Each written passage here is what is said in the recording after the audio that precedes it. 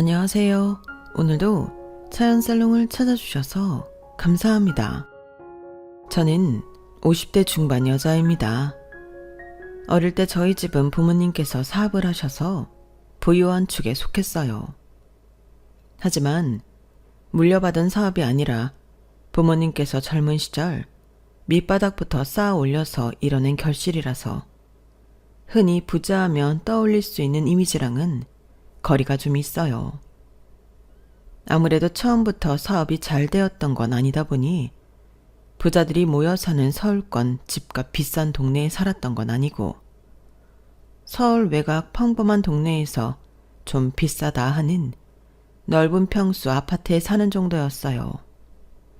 동네에서 가장 잘 사는 집 정도였다고 생각하시면 될 것 같아요.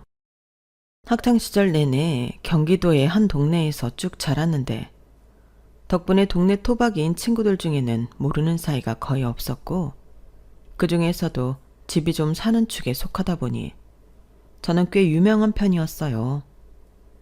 안면이 없는 친구들마저도 어디서 소문을 듣고 오는 건지 저에 대해 아는 척을 하곤 했어요. 너희 집이 그렇게 잘 산다며? 좋겠다. 나 너랑 친해지고 싶어. 너랑 친해지면 맛있는 거 엄청 많이 사준다던데? 누가 그래? 지훈이가 그러던데? 나도 지나가다 분식집에서 네가 계산하는 거 많이 봤어. 참 이상하죠. 나이가 든 지금은 초등학생들을 떠올리면 참 순수하고 세상 물정 모를 것만 같은데 막상 초등학생이던 시절 친구들한테 들었던 말을 떠올려 보면 꼭 그렇게 순수하지만은 않았던 것 같아요.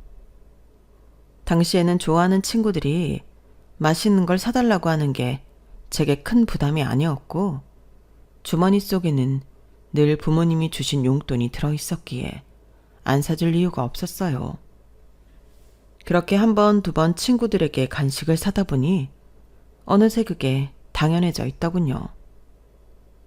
희진아, 우리 떡볶이 먹을래? 그래? 나는 별로 배가 안 고픈데. 그래도 먹고 가자. 나 배고파. 먹다 보면 너도 먹을걸? 그렇긴 한데. 그렇게 하루는 어영부영 배가 고프다는 친구 말에 분식집에 들어갔어요. 그날따라 급식을 많이 먹어서 배가 상당히 불렀음에도 좋아하는 친구의 제안을 거절하지 못해 꾸역꾸역 함께 음식을 시켜 먹었어요.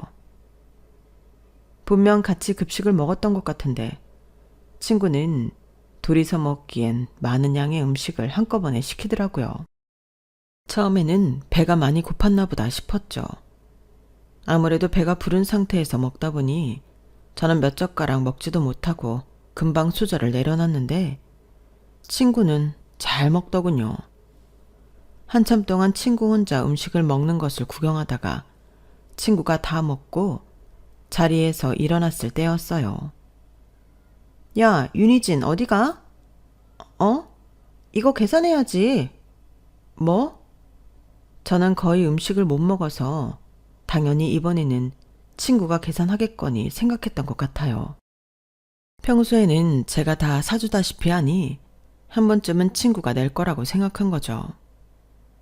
게다가 그날은 원치 않는 상황에 거절을 하지 못해 앉아 있었던 거기 때문에 더욱 제가 계산하기엔 뭔가 억울한 상황이었어요. 하지만 친구가 워낙 단호하게 계산을 하라고 말하고 뒤에 서 계시는 분식점 주인 아주머니의 눈초리에 결국 압박을 못 견뎌 동전 지갑 속에 꾸깃하게 접어놨던 지폐를 펴 아주머니께 건넸어요. 그제서야 친구는 기분이 좋다는 듯 배를 두드리더군요. 아, 오늘도 잘 먹었다, 희진아. 그때 처음으로 머리를 얻어맞은 것 같은 충격을 느꼈어요. 그래서 조심스럽게 물었죠. 지훈아, 근데 오늘은 너가 좀 샀어야 하는 거 아니야? 난 오늘 먹을 생각도 없는데다 별로 먹지도 못했는데. 뭐? 내가 돈이 어딨어? 나도 돈 없어. 엄마 아빠가 주는 돈이 다야. 너 돈 많잖아. 맨날 엄마 아빠가 주는 돈이 네 돈이지. 니네 집은 잘 살아서 맨날 돈 있잖아. 그 친구의 행포는 거기서 끝나지 않았어요. 그날 일이 저에게 큰 충격을 줬음에도 저는 가장 좋아하는 친구라는 이유만으로 그 친구를 놓지 못했고, 그 친구는 저희 집에 놀러와서는 비싸 보이는 물건은 다 달라고 요구하고, 거절하면 절 나쁜 친구 취급했죠. 하루는 제가 혹시나 싶은 마음에 친구를 시험해보기로 했어요. 정말 작은 거라도 친구가 저를 위해서 사준다면 지금까지 해온 모든 행동을 저만의 일방적인 오해라고 믿을 수 있었어요. 지훈아, 오늘 너무 덥지 않아? 우리 아이스크림 먹을래? 그럴까? 난 좋지. 네가 사는 거지? 아, 그런데 나 오늘은 돈이 없어서 네가 한번 사주면 안 돼? 뭐? 안 되지. 나 돈 없다니까? 나는 맨날 사주잖아. 아, 됐어. 그럼 먹지 마. 나 안 먹어. 그렇게 당하고도 안 돌아오던 정신이 그땐 정말 번쩍 들었어요. 본인이 먹고 싶다는 건 순수하게 다 사줬는데 저를 위해 더운 여름날 아이스크림 하나 못 사준다는 친구를 제가 왜 친구라고 믿고 있나 싶더라고요. 굳이 제가 노력하지 않아도 그때부터는 서서히 마음이 멀어져 가면서 자연스럽게 멀어졌어요. 왜 자신을 피하냐는 친구의 말도 아무렇지 않게 무시할 수 있었고, 그렇게 절친한 친구에서 완전히 어색한 사이까지 멀어질 수 있었죠. 하지만 제가 고등학교 3학년이 되자 상황이 크게 달라졌어요. 고등학교 올라갈 즈음부터 아버지 사업이 휘청휘청 한다는 건 대충 집안 분위기로 알고 있었는데 3년을 버티지 못하고 아버지 사업이 크게 망해버렸어요. 그때부터 우리 집안은 급격히 어려워졌어요. 학교에서 나름대로 유명했던 만큼 집 형편이 안 좋아졌다는 소식도 빠르게 번져 너도 나도 모르는 사람이 없게 되더라고요. 저를 부러움으로 보던 눈빛들이 대놓고 동정심 가득한 눈빛으로 바뀌었어요. 처음에는 덤덤히 받아들이려고 했는데 제 마음도 모르고 한마디씩 얻는 친구들 때문인지 학교 생활을 하는 게 너무 힘들더라고요. 차라리 모른 척 해줬으면 했는데 어찌나 일일이 아는 척을 하는지 오죽했으면 저희 집이 망한 게 그리 좋은가 하는 생각까지 들었어요. 다행히 시기상 졸업을 앞두고 있었고 3개월 정도 힘겨운 학교 생활을 마치고 저희 집은 더 집값이 싼 곳으로 이사를 갔어요. 형편이 이렇게 되고 나니 친하게 지냈던 친구들과도 만나기 싫어지더라고요. 저 때는 여자들은 대학을 안 가는 게 이상하지 않은 시절이었지만 집안이 부유했던 만큼 입시 준비를 하던 대학도 있었는데 모든 미래 계획이 엎어졌어요. 집에 쌓인 빚을 갚는데 조금이라도 도움이 되어야 한다는 생각이 강했고 밤낮을 가리지 않고 일을 시작했어요. 힘든 날도 많았지만 그래도 이런 위기야 어려움이 일할 수 있는 나이가 되고 나서 찾아온 것이 다행이라며 긍정적인 생각으로 하루하루를 겨우 버텨냈어요. 그렇게 바쁘게 살다 정신을 차려보니 정말 많은 것이 달라져 있더군요. 졸업하고 급하게 이사를 가게 되면서 그래도 집 형편과 상관없이 친하게 지냈다고 생각했던 친구들에게 바뀐 연락처를 전해줬는데 한참 동안 그 친구들에게서 연락이 오지 않았어요. 이야기를 들어보면 본인들끼리는 만나고 있는 것 같더라고요. 서운하기도 했지만 어차피 닥치는 대로 일을 하느라 쉬는 날이 얼마 없어서 약속을 잡기도 애매했고 약간의 대인 기피증까지 생겨서 저 역시 연락을 하지 않았어요. 그렇게 살다 보니 제 옆에는 연락만 가끔 주고받는 단 한 명의 친구만 남았어요. 오히려 학교 다닐 때는 친하게 지내지 않았던 친구였는데 늘 저와 친하게 지내고 싶어 했던 친구였어요. 다른 친구들과 마찬가지로 저희 집 형편 때문에 저랑 친해지고 싶어 한다는 생각에 멀리했던 친구였는데 막상 제가 어려워지니 제 곁에 있어주더라고요. 생활고에 치여 잘 만나지 못하는데도 묵묵히 제 이야기를 들어주고 제 곁에 있어주는 고마운 친구였어요. 형편이 어려워지니 화목했던 가정도 깨지고 부모님 사이에도 균열이 생기기 시작하는가 싶더니 불화가 시작됐어요. 매일 엄마는 아빠를 원망하고 아빠는 엄마의 감정을 보살펴주지 않으셨어요. 그러다 결국에는 엄마께서 집을 나가버리셨어요. 희진아, 미안하다. 엄마도 이제는 더는 못 살겠어. 엄마가 필요하면 언제든 연락해라. 엄마께서는 제게 연락처만 쥐어주고 아빠 몰래 집을 떠나셨어요. 그로부터 얼마 지나지 않아 엄마는 돈이 많은 다른 남자와 함께 산다는 소식을 들었어요. 배신감이 이루 말할 수 없었죠. 희진아, 아빠가 잘못하지만 않았더라면 이렇게 되지 않았을 텐데. 아빠가 미안하다. 우리 딸. 다 아빠 잘못이야. 아빠가 못나서 생긴 일이다. 엄마가 집을 나가고 다른 남자와 산다는 소식을 들은 아빠께서는 매일 술을 드시고 우길 반복하셨어요. 처음에야 위로해드렸지만 자주 그러시니 너무 감당하기 힘들더라고요. 저를 둘러싼 상황이 힘들어질수록 더 열심히 일했어요. 정신없이 일을 해야 잡생각을 할 시간이 없어져 우울감도 덜했고 빚을 갚을 돈도 금방 모아졌으니까요. 그렇게 살다가 우연히 친구를 통해서 모 대형 건물의 내부 경비와 안내 일을 담당하는 일을 소개받게 되었어요. 주로 건물 로비를 돌아다니거나 안내 데스크에 앉아서 출입하는 외부인들을 관리하고 안내하면 되는 일이라 그리 어렵지는 않았어요. 일하는 환경도 쾌적하고 대우도 나쁘지 않아서 규칙적으로 출근하고 돈도 괜찮게 줘서 오래 할 만하더라고요. 그 일을 시작하면서 본격적으로 일상에 안정이 찾아왔죠. 워낙 큰 건물이다 보니 안에 이런저런 회사 사무실이 다 들어와 있었어요.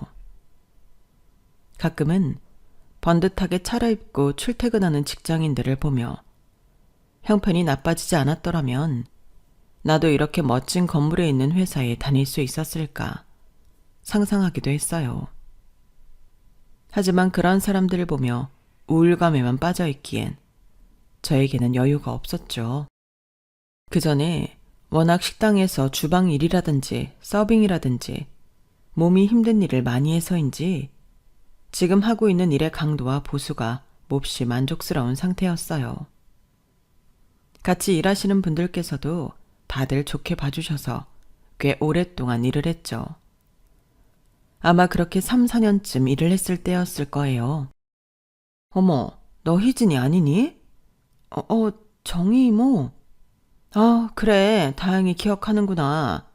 너 여기서 일하고 있는 거야? 아, 네. 그렇게 됐어요. 너희 부모님이랑 하도 연락이 안 돼서 얼마나 걱정했는 줄 아니? 부모님은 잘 계시지? 아, 그게요. 일단 이거 내 연락처에 받아놔라.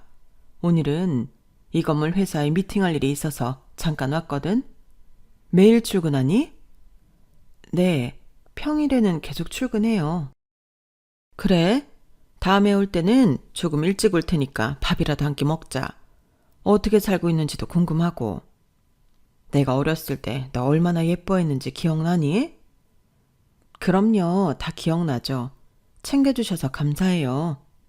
감사는 내가 너희 부모님이랑 얼마나 친했는지 알면서. 어쨌든 그 명함에 적힌 번호로 연락 한번 주렴. 이만 가볼게. 생각지도 못하게 로비에서 만난 건 아빠 사업이 잘 나가던 시절 아빠와 가장 친하게 지내던 분의 와이프셨어요.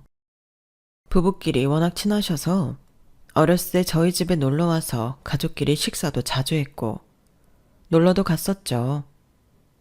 사실 집이 그렇게 어려워지고 나서부터는 저를 알던 누군가와 마주치는 것에 굉장히 불편함과 두려움을 느꼈지만 그분은 예외였어요. 그만큼 가족처럼 편하게 느껴지는 사이이기도 했지만 무엇보다 이렇게 힘들게 살던 와중에도 늘 생각나는 사람이 하나 있었거든요. 바로 정희 이모의 아들이었어요. 저보다 2살이 많았는데 또래 남자들과는 달리 성실하고 얌전한 분위기였어요. 늘 공부도 상위권을 유지해서 가족들이 칭찬을 아끼지 않았고 그 나이답지 않게 배려심 깊고 따뜻한 면이 있어서 어린 마음에 몰래 좋아했었거든요. 지금 제가 사는 모습이 많이 초라하긴 하지만 그래도 가끔 그 사람 생각은 나더라고요. 어떻게 살고 있는지 그 오빠라면 지금쯤 이 회사 로비에서 보는 사람들처럼 어엿한 직장인이 되어 있지 않을지 그런 상상도 참 많이 했어요. 그런데 이렇게 정희 이모를 마주치다니 정말 인연이라는 게 뭔지 신기하더라고요. 나중에 정희 이모와 연락을 주고받게 되면서 저희 가족 소식을 전했고 이야기를 들은 이모께서는 무척 안타까워하셨어요. 사업이 위기에 처하고 이모도 경영을 하시는 분이라 어떻게든 도움을 주려고 하셨지만 잘 되지 않으셨다고 했어요. 그래도 그때까지는 연락이 꾸준히 됐었는데 사업이 망한 이후로는 아이의 소식이 끊겨서 저희 가족을 찾기 위해 노력을 많이 하셨지만 쉽지 않으셨다고 하더군요. 그래도 이렇게 열심히 살고 있는 모습을 보니 참 기특하네. 아니에요. 당연히 해야 할 일을 하는 건데요.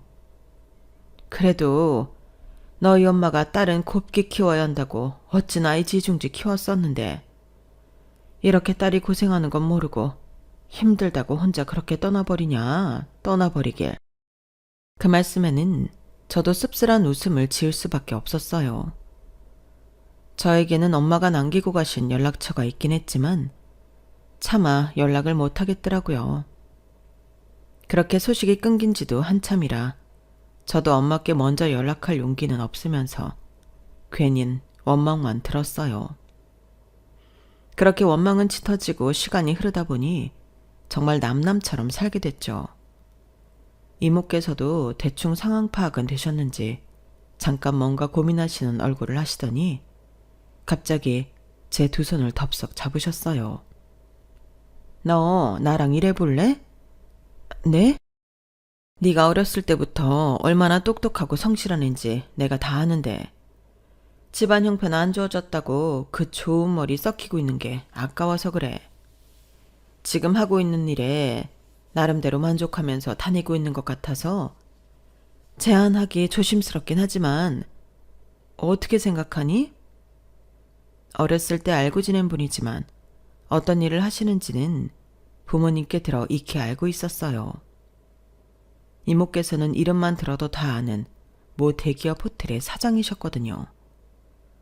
그런데 갑자기 같이 일을 하자고 하시니 당황할 수밖에 없었어요. 너무 감사하긴 한데 제가 보시다시피 대학도 못 나왔고 할 줄 아는 게 없어서요. 뭐가 걱정이니? 일이야 배우면 그만이지. 내가 도와줄 테니까 그런 부분은 걱정하지 마. 정말 그래도 될까요? 나한테 이력서 한 장만 써서 보내줘. 호텔에도 여러 부서가 있거든? 어디서 일하면 좋을지 보고 알려줄게. 너처럼 똑똑하고 야무진 애는 적응만 하면 금방 할 거야. 그렇게 말씀해 주셔서 감사합니다. 감사는 무슨, 나도 힘들 때 너희 엄마한테 도움 많이 받았어. 서로 돕고 살아야지. 그리고 나 직원 아무나 안 쓴다. 네가 쓸만한 인재 같아서 쓰는 거니까 그렇게 빚진다 생각할 필요 없어. 아무렇지 않은 척하며 감사의 인사를 표현했지만 정말 울컥하는 순간이었어요. 제가 매일같이 부러워하던 자기 일을 하는 직장인이 된다고 생각하니 정말 두근댔어요. 제게는 기회가 도무지 없을 것만 같았던 새로운 일에 대한 도전이 가슴 벅차게 설레더라고요. 제 이력서를 검토하신 후 이모께서는 생각보다 다양한 일을 해본 제 이력에 놀라시면서 하나씩 도전해보고 가장 잘 맞는 부서에 저를 배치해 주시겠다고 했어요. 이모께서는 당장 일을 그만두고 넘어오라고 하셨지만 나름대로 만족하면서 정붙였던 고마운 직장이라 적어도 그달 말까지는 일을 하고 그만두겠다고 말씀드렸죠. 흔쾌히 허락이 떨어졌고 다들 제 소식을 전해드리니 진심으로 기뻐하며 축하해 주셨어요. 남은 근무일 동안은 편하게 일하라며 배려도 많이 해주셨어요. 그렇게 행복한 마음으로 남은 근무일 동안 열심히 일을 하고 있었는데 돌이켜보니 그 일을 하면서 참 많은 일이 있었던 것 같네요. 야, 이게 누구야? 세상에, 너 윤희진 아니야? 아, 맞네. 명찰에 적혀있네, 윤희진. 야, 나 생각 안 나? 생각나지. 오랜만이다. 졸업하고 아무리 네 소식 알아보려고 해도 아는 애가 하나가 없더라. 뭐야, 여기서 일해? 어떻게 사나 엄청 궁금했잖아.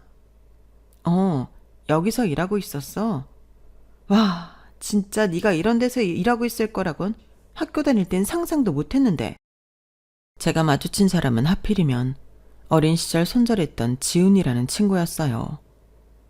한때 절친이었지만 매번 저를 쫓아다니면서 제가 사는 걸 당연하게 여겼던 바로 그 친구 말이에요. 저 역시 한때 친하게 지냈던 친구라 어떻게 지내는지 안부가 궁금하긴 했어요. 하지만 뭔가 이런 식으로 마주치니 부끄러움이 밀려오더라고요. 그치. 그땐 나도 내가 이런 일 할 거라고는 생각 못 했으니까. 어쨌든 반갑다. 친구들이랑 만나면 맨날 네 얘기해. 너 연락하는 친구는 있어? 그냥 유미하고만 가끔 연락해. 유미? 유미랑 안 친했잖아. 그러게, 어쩌다 보니 그렇게 됐네. 다른 애들도 너 엄청 보고 싶어 해. 나 여기 위에 회사에 붙었거든. 앞으로 자주 보겠다. 나중에 친구들한테 회사 놀러 오라 해서 같이 보자. 그래, 그러자. 취직 축하해. 여기 다 좋은 회사밖에 없던데. 그치? 우리 집에서도 완전 경사났어. 너한테 축하받으니까 참 좋다. 어릴 때 늘 네가 부러웠거든. 내가 다음에 밥 한번 살게. 어릴 때 내가 너한테 좀 얻어먹었어야지. 그때야 뭐 어릴 때니까. 에이, 그래도 나도 사람이라 좀 미안했거든. 또 보자, 친구야. 잔뜩 신난 얼굴로 뛰어가는 친구의 모습을 보니 마음이 착잡했어요. 좋은 곳에 취직했다고 하니 기뻐해줘야 마땅한데 기분이 좋지 않더라고요. 그때는 제 기분이 좋지 않은 이유에 대해 정확히 몰랐어요. 어렸을 때 그런 일이 있어서 멀어진 친구였긴 하지만 어리고 못 모를 때의 일이고 그때 일이 미안했다고 직접 사과까지 했는데 왜 이렇게 마음이 찜찜하고 불쾌한지 모르겠더라고요. 그땐 그냥 남은 근무일이 얼마 남지 않아 다행이라고만 생각했어요. 그 친구와 매일 마주칠 생각만 하면 불쾌하고 괴롭기만 하더군요. 그렇게 이틀 정도 남은 근무일을 채우는 동안 다행히 친구와는 마주치지 않았어요. 의도적으로 친구를 마주쳤던 그 시간쯤 로비에 나가 있지 않았거든요. 그렇게 저는 다시 아무도 제 소식을 모르게 되었고 조금 쉬는 날을 가진 후 이모가 운영하시는 호텔로 이직하게 됐어요. 식당에서 근무했던 경험으로 F&B 부서에 먼저 들어갔어요. 워낙 전에 힘든 일을 많이 했어서 그런지 힘들긴 해도 할만하더라고요. 거기서부터 예약팀, 객실팀까지 일을 하다가 마지막에는 객실팀에 정착을 하게 됐어요. 학교 다닐 때 외국어 공부를 많이 한 보람이 있는지 프런트 일이 제 적성에 맞더라고요. 영어도 곧잘하고 일본어도 좀 하네. 이모가 지원 좀 해줄 테니까 공부 좀 더 해봐. 이모의 도움으로 외국어 학원도 더 다녀서 영어와 일본어 자격증도 땄어요. 학업과 일을 병행하는 게 쉽지만은 않은 일이었지만 기회가 주어진 게 감사했죠. 그렇게 정신없이 바쁘게 살고 있는데 프런트에서 누군가 아는 척을 하더라고요. 희진아, 여기서 일한다더니 진짜였네? 이게 얼마만이야? 엄마가 얼마 전부터 자꾸만 네 얘기를 해서 궁금해서 와봤어. 시간이 좀 흘러 키도 크고 성숙해졌지만 한눈에 알아볼 수 있었어요. 어릴 때 짝사랑했던 정희 이모의 아들이었죠. 오빠, 처음엔 못 알아봤어. 많이 이뻐졌다. 에이, 무슨. 여기서 일한다고 꾸며놔서 그런 거지. 예쁘기만 한데 뭘. 성격도 여전하네. 진짜 반갑다. 오늘 시간 괜찮아? 퇴근하고 밥이나 같이 할래? 좋아. 그런데 오빠는 여기 무슨 일이야? 여기서 일해? 아니, 여기는 아니고 옆에 있는 호텔에서 일하거든. 땡땡 호텔, 알지? 그 호텔은 늘 이모께서 경쟁업체라고 말씀하시던 호텔이었어요. 거기서 일을 한다고 하니까 정말 놀랍더라고요. 정말? 가깝네. 우리 경쟁업체라고 하셨는데. 그치. 나도 그래서 여기 견학차 와봤어. 아무튼 끝나고 연락할게. 내 연락처 알아? 네 소식 처음 들은 날부터 엄마한테 물어서 미리 받아놨지. 대뜸 연락부터 하면 좀 놀랄 것 같아서. 이따 보자. 아, 응, 알겠어. 너무 반가우면서 동시에 제 연락처를 미리 받아놨다는 말에 설레더군요. 어린 시절 말도 못하고 혼자 소갈이하듯 좋아했던 짝사랑하던 남자가 이렇게 저를 반가워해주고 연락처까지 미리 받아놨다는 사실에 저도 모르게 묘한 기대감이 생겼어요. 하지만 그때의 저는 제 자신에게 자신이 너무 없었어요. 이모의 도움을 받아 이제야 겨우 인간구실을 하게 됐고 그런 도움 없이는 혼자서 아무것도 해낼 수 없는 사람이라고 생각하고 있었던 것 같아요. 오랜만에 오빠를 봐서 좋았지만 이렇게 좋아해도 될까 죄책감이 들더라고요. 정희 이모가 저를 예뻐하시고 도움 주시는 것과 별개로 아들과 만나는 여자로는 절대 생각해주지 않을 것 같았거든요. 혹시나 싶은 마음에 처음에는 오빠를 한두 번 피했었는데 나중이 되니 이런 제 자신이 웃기기도 하더군요. 오빠를 따로 만나 시간을 보낸다고 한들 저를 좋아해 줄 거란 확신도 없는데 이렇게 피하는 게 무슨 의미가 있나 싶은 순간이 오더라고요. 그래서 그때부터는 그냥 제가 먼저 연락해서 퇴근 후 서너 번 식사를 같이 했어요. 워낙 어릴 때 느꼈던 감정으로 품고 있는 호감이다 보니 차라리 이렇게 자주 봐서 친근해지다 보면 전보다는 편한 관계가 될 수 있을 거라고 생각했어요. 하지만 문제는 그 사람이 너무 멋있게 자랐더라고요. 어린 시절 느꼈던 배려심 넘치는 말투나 상냥함 등에 여전히 이끌렸어요. 만나면 만날수록 오히려 더 좋아졌죠. 역시 처음부터 만나지 말았어야 했나 봐. 무슨 소리야. 너 옛날부터 그 사람 얘기 주기적으로 했었잖아. 잘 된 거지. 그럴까? 근데 인생 망한 애 기껏 구해줬더니 자기 아들이나 탐내고 있으면 이모가 싫어하시지 않을까? 어차피 네가 좀 좋아한다고 당장 사귀는 것도 아닌데 뭘 벌써부터 죄책감을 가지니? 좋아하는 건 네 마음이지. 그런가? 털어놓을 데가 없어 유미에게만 고민 상담을 했지만 유미는 제 복잡한 마음도 모르고 걱정하지 말라고만 하더라고요. 유미의 말을 듣다 보니 그래, 사귀는 것도 아니고 좋아하는 건데 그것도 안 되나 싶어서 저도 에라 모르겠다 싶더라고요. 그런데 문제는 그렇게 3달 정도 개인적인 만남을 이어가던 중 오빠에게서 정식으로 만나보자는 제안을 받게 됐어요. 나 어릴 때부터 너 좋아했거든? 네가 괜찮으면 나랑 만나볼래? 아, 그게... 싫으면 그냥 편하게 거절해도 돼. 내가 너 만나보고 싶어서 물어보는 거니까. 너도 네 마음이 제일 중요하지. 정말 오랫동안 꿈만 꿔왔던 순간인데 막상 현실이 되니 입술에 풀이라도 붙였는지 말문이 막혔어요. 고백을 받는 그 순간에도 정희 이모 생각이 떠나질 않더라고요.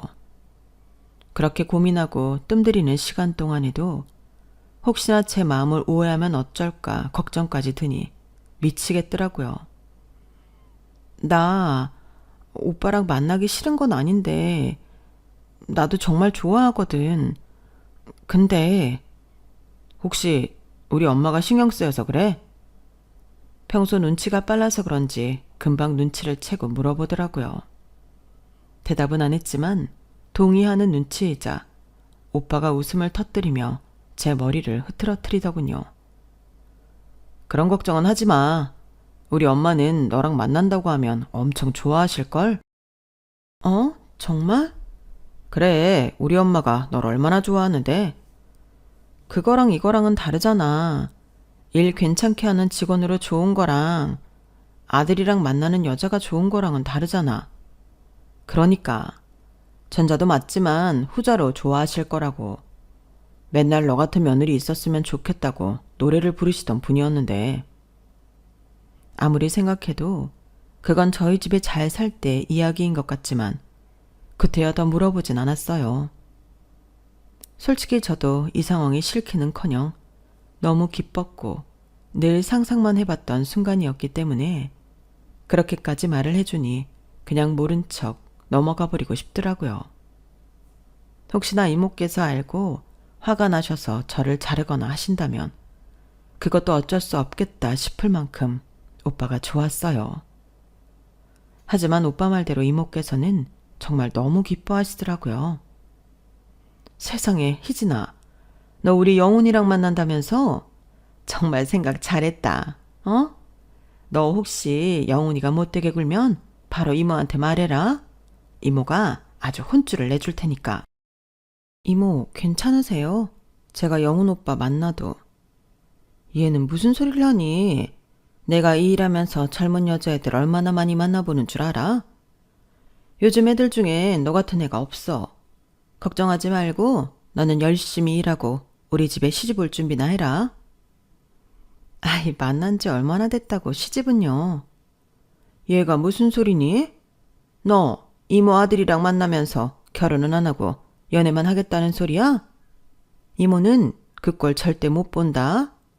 무조건 우리 집으로 시집와. 난 너 아니면 며느리로 들일 생각 없어. 말만이라도 감사합니다, 이모. 진짜라니까 얘는. 그때만 해도 이 모든 게 한여름밤의 꿈만 같았는데 2년 정도 연애를 한 후에 정말로 결혼을 하게 됐어요. 오빠도 결혼을 빨리 하고 싶어하는 뜻이 있었고 저 역시 오빠와 함께라면 마찬가지였죠. 그렇게 결혼을 추진하는 순간까지도 저는 걱정을 했지만 이모께서는 다행히 너무 좋아해 주셨어요. 이모가 제 시어머니가 된다는 게 도무지 믿기지가 않더라고요. 다들 결혼하면 시댁살이 걱정부터 하던데 이모께서는 저를 너무 존중해 주셨으니까요. 그렇게 결혼하기 직전 이모께서는 뜻밖의 소식까지 전해주셨어요. 나랑 우리 남편이 너희 아빠 설득해서 니네 엄마 찾아서 만나고 왔다. 네? 정말요? 그래도 엄마 멀쩡히 살아있는데 상견례는 해야 하지 않겠니? 엄마 잘 지내세요? 너한테 미안해서 면목이 없다고 나 붙잡고 한참을 울더라. 무슨 자격으로 네 얼굴 보겠냐고 그러더라고. 연락처 받아왔으니까 결혼식장 들어가기 전에 둘이서 한 번은 만나봐. 너 영훈이랑 결혼한다고 하니까 너무 좋아하더라. 연락 안 한 지도 못 보고 산 지도 오래라 어색했지만 가슴 깊은 곳에 항상 묻어두고 살던 그리운 엄마였어요. 몇 날 며칠 밤을 고민한 끝에 용기를 내서 연락을 했고 엄마께서는 신호음이 채 2번이 울리기도 전에 전화를 바로 받으시더군요. 울먹이는 목소리로 약속을 잡고 저희 모녀는 눈이 마주치는 순간부터 눈물에 상봉을 했어요. 엄마를 만나고 나니 그때부터 실감이 나더라고요.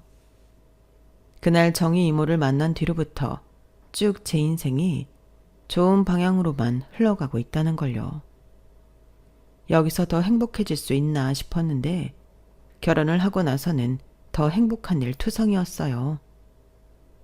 예쁜 딸 하나와 귀여운 아들을 낳아 열심히 길렀고 아이들이 어느 정도 큰 후에는 복직을 해서 커리어도 이어나갔죠. 그때는 육아휴직이라는 개념이 희미해서 아이를 낳은 여자들이 복직을 한다는 건 꿈꾸기 힘든 일이었는데 이 역시 이모께서 총지배인으로 계신 덕분에 가능한 일이었어요.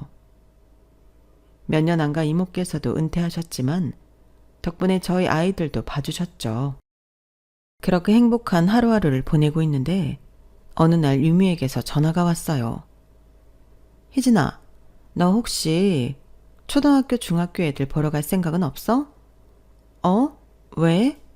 아니, 얼마 전에 애들한테 연락이 와서 나도 정말 오랜만에 동창회 나갔거든.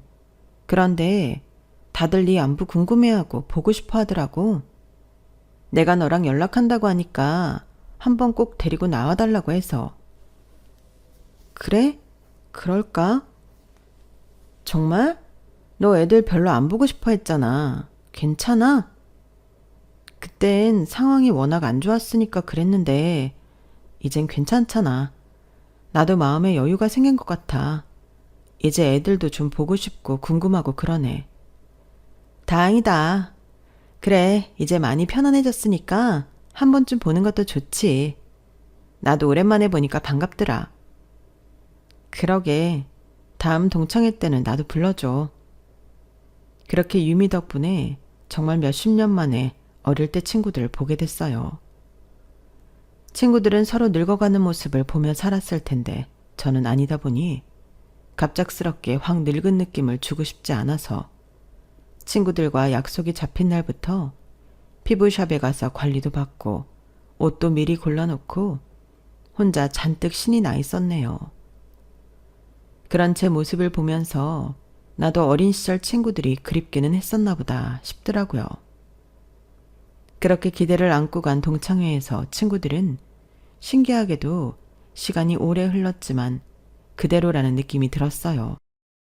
정말 많이 변했을 줄 알았는데 그래도 어릴 때 얼굴 그대로라 알아볼만 하더라고요. 아니 이게 누구야? 윤희진 아냐? 니네 어쩜 이렇게 그대로니? 너무 반갑다. 다들 잘 지냈어? 너야말로 잘 지냈니? 네가 졸업하고 연락 싹 끊어서 얼마나 궁금했는지 몰라. 어쩌다 우연히 유미랑 연락이 닿았으니 망정이지. 아니었음 평생 얼굴도 못 보고 살아야겠다. 그러니까 유미 덕분이지. 진짜 그동안 못한 얘기가 너무 많다. 어떻게 살았는지 이야기 좀 해봐. 왜 애들 연락 다 끊어버린 건데? 우리 진짜 서운했다. 대충 알고 있을 줄 알았는데 우리 아빠가 사업이 망하셔서 급하게 이사를 가게 됐었어. 정신이 없어서 니네한테 인사도 못했네. 늦었지만 미안해. 아니야. 그런 거면 당연히 이해 가지. 이렇게 만난 게 어디야. 너 완전 우리 학교에서 공주였는데 고생 많았겠다. 그럼 지금은 어떻게 지내고 있어? 결혼은 했니? 결혼해서 애도 둘 있고 잘 지내고 있어. 남편은 뭐 하는 사람이야? 어떻게 만났는데? 집안은 좋니? 야, 무슨 허구조사 당하러 온 것 같다. 천천히 물어봐. 그리고 무슨 본 적도 없는 남편 얘기를 그렇게 물어. 내 근황에나 관심 가져주라. 야, 남편이랑 시댁이 네 근황이니까 그렇지. 결혼하고 애 키우는 여자들이 뻔하지 뭐. 아니면 뭐 너 일이라도 해? 아, 일하고 있지. 호텔에서 일하고 있어. 호텔? 설마 호텔리어 그런 거야? 그치. 어디 호텔인데? 사실은 여기 바로 옆에 땡땡 호텔 알지? 뭐? 땡땡 호텔? 여기 정도로 좋은 호텔이잖아. 그러니까 그렇게 큰 호텔에 다니고 있다고? 우연찮게도 동창회 모임이 남편이 일하고 있는 호텔에 있는 뷔페였거든요. 제가 일하고 있는 호텔 쪽 방향을 가리키면서 말하자 친구들이 다 깜짝 놀라더군요. 정말이야? 완전 성공했다 너. 성공했다며 축하한다는 말을 건네는 친구도 있었지만 분위기가 뭔가 묘하게 싸늘했어요. 유미만 뿌듯한 얼굴을 하고 있고 나머지는 약간 못 믿겠다는 얼굴로 저를 보고 있더라고요. 그러다 갑자기 몇몇 친구들이 나서더군요. 야, 얘들아. 호텔에서 일한다는 게 중요한 게 아니야. 무슨 일을 하는지가 중요한 거지. 호텔에서 일하는 사람이 얼마나 직업군이 다양한데. 객실 청소부일 수도 있잖아. 아, 하긴 그러네. 너 혹시 아직도 경비 일해? 너네들 기억하지? 나 다니는 회사 건물 경비였다니까, 얘가. 그때 너무 반가웠는데 쪽팔렸는지 얘가 금방 관뒀다고 하더라고. 너 그렇게 애매모호하게 직업 얘기하는 거 아니야. 아직까지 그 건물 경비로 다녔으면 우리 회사 직원이라 했겠다? 우리 회사는 무슨, 너 소속기관만 일하고 잘렸잖아. 야, 조용히 안 해? 자기들끼리 뭐가 그렇게 웃긴 건지 서로 헐뜯으면서 노는데 어렸을 땐 몰랐지만 커서 보니 정말 저랑은 안 맞는 부류였어요. 물론 안 보고 지낸 세월이 하도 기니 변한 모습에 적응이 안 되는 거기도 했겠죠. 얼굴 표정이 잔뜩 굳어있는데 지훈이랑 친구가 다가와서는 갑자기 경례 포즈를 취하더군요. 너 지금 뭐 하는 거야? 아니, 너 오랜만에 일하는 거 보고 싶어서. 경비들은 경례 이렇게 하나? 경례 하나는 끝내주게 잘하겠네. 차렷! 경례! 이거 맞아?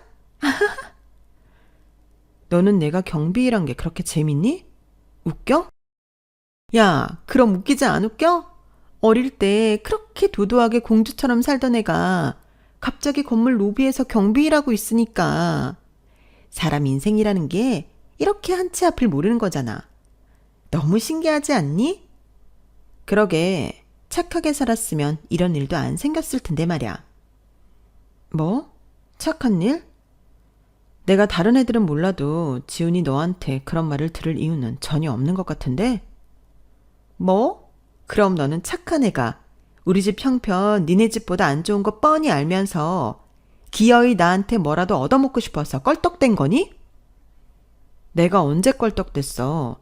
네가 하도 나한테 얻어먹는 건 당연하게 여기고 고마워하지도 않으니까 너도 나한테 친구로서 뭔가 해줄 수 있나 싶어서 사달라고 한 거였지. 됐다. 지금은 너도 힘든 일하며 살고 있으니 내 맘 이해하겠지. 그때였어요.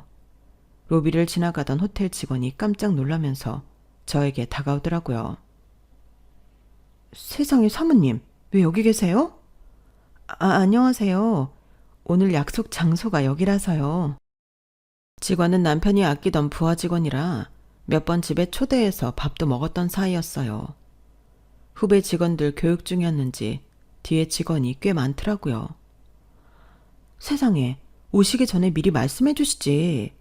제가 여기 F&B 팀장한테 서비스 드리라고 말해놓고 갈게요. 편하게 계시다 가세요. 그렇게까지 안 해도 되는데 고마워요. 고맙긴요. 얘들아, 여기 우리 오지배이님 와이프셔. 옆 땡땡 호텔 팀장님이시기도 하고. 안녕하십니까? 편하게 쉬다 가십시오. 직원들이 짝이라도 한 듯 인사하고 떠나자 자리에 남은 친구들은 깜짝 놀라 얼어있더라고요. 그 모습이 참 꼴보기 좋더라고요. 야, 너 진짜야? 네가 옆 호텔 다니는 호텔리어라고? 그것도 팀장? 경비일 좀 잠깐 했다고 평생 경비일만 하고 살 거라는 생각은 대체 어떤 편협한 인간의 생각이야? 사람이 발전이라는 게 있어야지. 어려울 때 힘든 일 좀 했다고 아직까지 그러고 사는 너처럼 그런 건 발전 없는 인간들이나 해당되는 얘기지. 뭐? 너 수습기간도 못 채우고 그 회사 잘려서는 지금 어디서 뭐하고 사는데? 유미한테 애들 소식 가끔 들어도 너는 좋은 소식 하나 없던데. 안 들어도 뻔하지. 한때 잘 살던 내가 경비일하고 사는 거 보니 그렇게 좋았니? 야, 그게 아니라 내 말 좀 들어봐야지 나. 너 도대체 뭐 어떻게 한 건데? 어떻게 경비하던 애가 호텔리어가 되고 호텔 지배인이랑 결혼까지 한 거냐고. 넌 죽어도 모르겠지만 사람이 사는 대로 다 돌려받더라. 너도 모르지. 착하게 살았으면 지금 더 복받고 살고 있을지.